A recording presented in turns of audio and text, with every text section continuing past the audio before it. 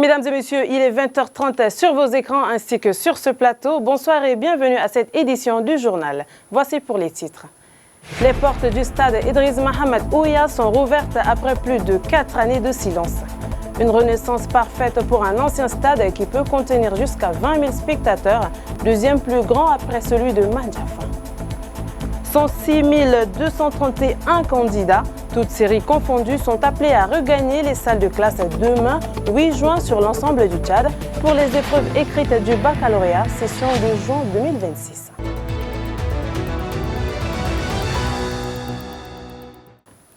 Une fois de plus, bienvenue. Fermé depuis 4 années pour rénovation, le stade Idriss Mohamed Ouya, le deuxième plus grand après celui de Mandjafa, a rouvert ses portes ce samedi 6 juin 2026 dans une énergie ambiante. Toutes les disciplines sportives représentées sur admiration du public venu très nombreux. Le Premier ministre Alamay Alina, représentant du président de la République, a donné le temps. Reportage Biaktivo Emmanuel. Les gradins du stade Idriss Mohamed Ouya ont retrouvé des voix après plus de 4 années de silence. Sportifs, supporters, autorités de la République ont tous pour un même langage avec le Premier ministre représentant le président de la République pour donner le ton. La tribune, la pelouse est refaite. Une renaissance parfaite pour un ancien stade qui peut contenir jusqu'à 20 000 spectateurs, deuxième plus grand après le stade de Mandjafa. Avec lui, une promesse est rendue à la jeunesse tchadienne, au football tchadien. Les travaux de rénovation entamés en janvier 2022 lui confèrent aujourd'hui une allure moderne correspondant aux recommandations de la Confédération africaine de football. Ancien lieu, c'est tout un souvenir, c'est dans ce stade qu'ont lieu les matchs de l'équipe nationale du Tchad, les matchs des principaux clubs de N'Djamena, ainsi que des rendez-vous d'athlétisme. Ce stade n'est pas un simple bâtiment. Il est une mémoire et un symbole. Ici, des générations ont couru, combattu, gagné, perdu, même pleuré, mais ont célébré et porté très haut le drapeau du Tchad. Aujourd'hui, ce symbole revit. Chers jeunes, chers supporters, une infrastructure, c'est aussi une responsabilité. Ce stade appartient aux jeunes, aux sportifs, mais appartient à la nation. Travaillez, battez-vous, honorez le pays et la République vous honorera. Cette renaissance est surtout le retour d'un symbole pour un Tchad en quête de l'excellence footballistique. Notre ambition est grande. Nous voulons des championnats réguliers et compétitifs. Nous voulons également des académies et des centres de formation performants. Nous voulons davantage de stades modernes à travers nos provinces. Nous voulons voir nos clubs briller sur la scène africaine. Pour le match de réouverture du stade, deux équipes de Ligue 1, ASPC et Aiglon FC, se sont affrontées en finale du championnat national. Aiglon FC a réjoui le public avec une performance à la hauteur des attentes. Inauguré en 1973, le stade Idriss Mohamed Ouya est le premier complexe sportif qui abrite notamment un hippodrome. Il a été rénové une première fois en 2010 pour respecter les standards internationaux. Dans le cadre de l'élection législative partielle, le parti Paix et Cohésion sociale a officiellement lancé sa campagne hier samedi 6 juin à Massaguette, dans le département de Haraz al-Biyar. La candidate Aza Ahmed Assil a exprimé un engagement constant, celui de répondre aux préoccupations de ses compatriotes. Le point avec Mohamed Brahim. Un meeting qui a mobilisé une importante foule composée de militantes et militants du parti venus de N'Djamena et de plusieurs autres localités de la province de Adjer-Lamis. Une foule qui est sortie témoigner son soutien à la candidate de la paix et de cohésion sociale, Aza Ahmed Assil, à cette élection prévue le 21 juin prochain. Dans son intervention, le président national du parti, Moustapha Mastri, a appelé les électeurs à se mobiliser autour du projet politique du parti, mettant en avant les valeurs de paix, de cohésion et de développement local. Elle est là, notre candidate numéro 4. Elle est là, cette future députée de Haraz al-Biyar qui sera au service de tout un chacun de vous. Elle est là aussi pour vous porter un message d'unité dans notre unicité. Oui, le parti Paix et Cohésion sociale porte avant tout cette notion d'unicité, cette notion d'unité, cette notion de paix. Prenant la parole à son tour, la candidate Azza Ahmad Assil a réaffirmé son engagement avec une promesse forte, celle de défendre les préoccupations des populations de Araz al-Biar et ses environs, apporter leurs aspirations. Je m'engage à vous rendre compte à chaque étape de l'avancement de notre programme. Mes bilans seront toujours publics et transparents. Mon bureau vous sera toujours ouvert et accessible. Je mettrai en place une permanence afin que chaque citoyen puisse faire entendre sa voix. Parce que je vais être une députée présente, accessible et à l'écoute. Un plan politique qui semble convaincre la population de Araz al-Biar, le parti PCS entend renforcer sa présence et une évidence pour lui, conquérir les sièges lors de cette élection législative partielle. Inauguration en grande pompe du siège de l'Union nationale des commerçants du mouvement patriotique du salut MPS ce 6 juin 2026 à Farsha dans le 1er arrondissement de N'Djamena. La cérémonie était placée sous le haut patronage du secrétaire général du parti, Aziz Mohamed Saleh. Dans son discours, il a rappelé l'importance du rôle des opérateurs économiques dans la construction du pays et leur rôle déterminant dans la consolidation du parti. Rolta Solange. Après des mois de travaux, le siège de l'Union nationale des commerçants du mouvement patriotique accueille enfin les militants historiques du parti. Ils sont venus de toutes les régions du pays pour la coupure du ruban aux côtés du secrétaire général Aziz Mohamed Saleh. L'émotion était palpable. Avec ce siège, l'Union nationale des commerçants du MPS marque sa présence et son engagement à soutenir l'idéologie du parti. Le président de l'Union, Mohamed Saleh Abdel-Djelil, l'a d'ailleurs souligné. L'UNC-MPS du temps folklore est dépassée et celle d'aujourd'hui est travailleuse, assure-t-il. Pour l'UNC-MPS, le temps du folklore est dépassé. L'UNC d'aujourd'hui n'est plus celle d'hier. Nous sommes venus pour travailler. Rien que travailler.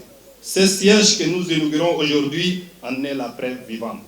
Un bras de fer économique pour le parti, c'est ainsi qu'Aziz Mohamed Saleh qualifie cette organisation des commerçants. Lui-même mesure pleinement le rôle déterminant des opérateurs économiques dans la construction du pays. L'UNC, de son historique, a toujours été le bras armé financier du parti.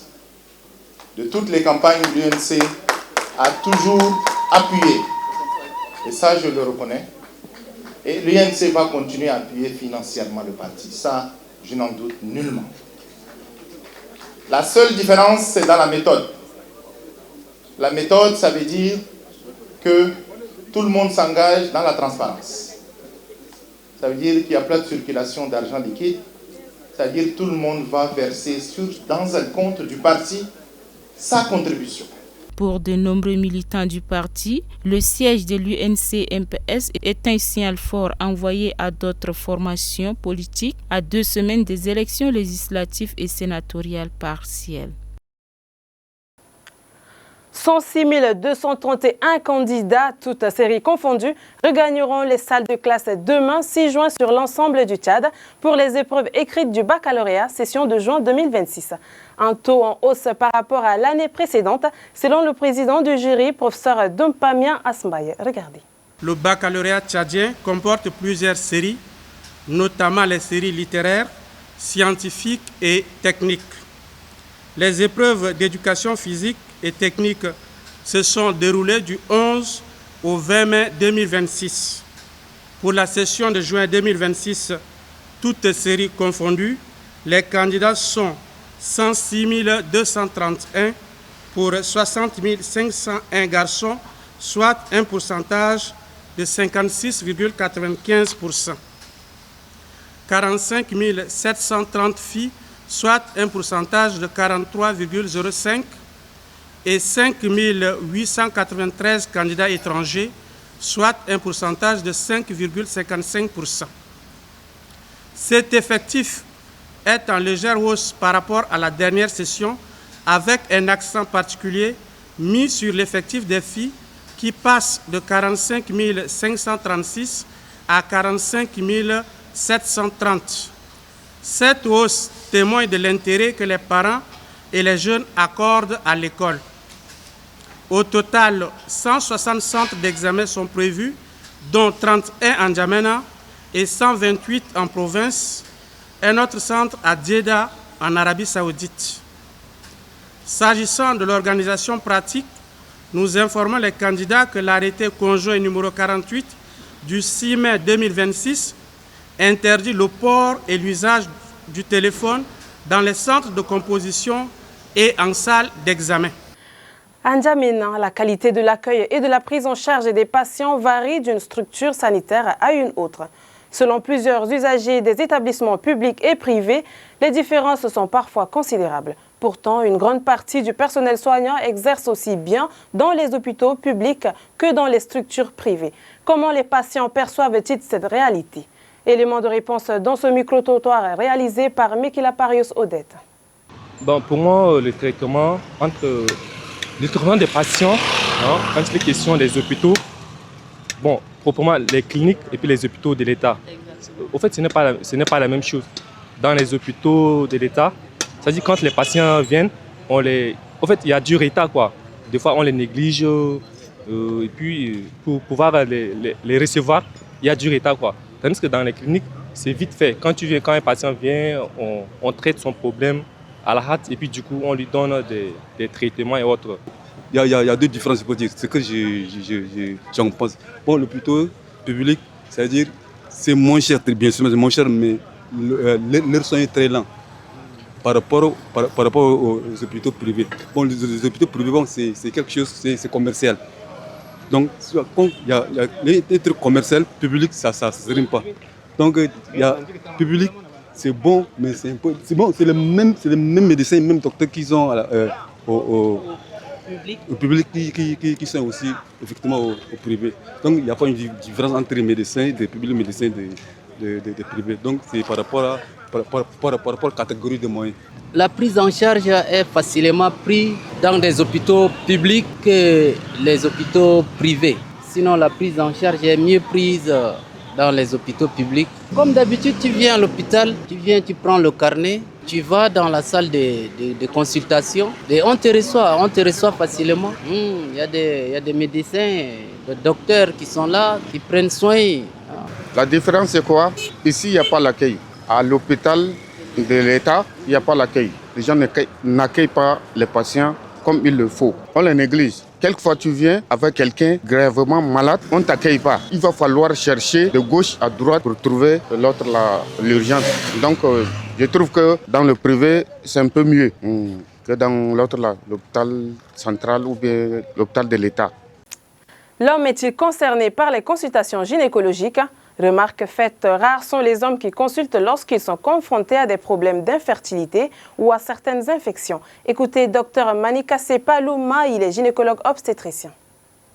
La gynécologie est un problème qui ne concerne pas seulement la femme. Ça concerne également les hommes. Parce que l'homme peut avoir un problème gynécologique, la sphère génitale de l'homme peut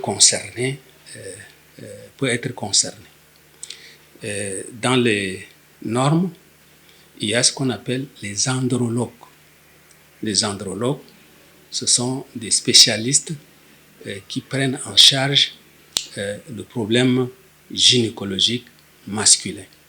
C'est-à-dire, si l'homme a un problème de dysfonctionnement érectile, donc de troubles sexuels, l'homme doit s'adresser à un andrologue, ce qui n'existe pas chez nous. Et donc, s'il y a un problème de stérilité, s'il y a un problème d'infection sexuellement transmissible, toutes sortes de maladies gynécologiques, l'homme, en principe, doit s'adresser à un andrologue. Et à défaut de l'andrologue, il peut s'adresser à l'urologue. Les deux sont compétents pour prendre en charge les dysfonctionnements érectiles masculins ou le problème d'infertilité ou bien le problème d'infection chez l'homme. Parce que le problème de stérilité ne concerne pas seulement la femme. Les hommes sont également impliqués dans la cause de la stérilité dans la plupart des cas. Et on constate de nos jours beaucoup des hommes font une éjaculation, font le rapport sexuel correct, font une éjaculation correcte, mais dans l'éjaculat, il n'y a aucun spermatozoïde.